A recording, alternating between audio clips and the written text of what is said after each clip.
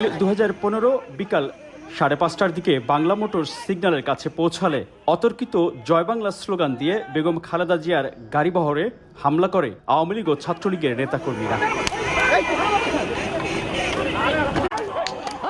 দেখেন কিভাবে পিটাইতেছে এসএসএফ সদস্যের সিগন্যাল পার হলেও পেছনে তার নিরাপত্তা, অথচ আজকে তারা ভুলেই গেছে ওই দিনের কথা। এখন তারাই স্বৈরাচারকে হেল্প করে। চিন্তা করা যায়। আগ্নেয়াস্ত্র হায় রে বিএনপি। বেশ কয়েকজন মিলে সিএসএফ সদস্য সামিউল হককে রাস্তায় ফেলে পেটাতে থাকেন ছাত্রলীগের কেন্দ্রীয় কমিটির 2 নেতাসহ আরো কয়েকজন।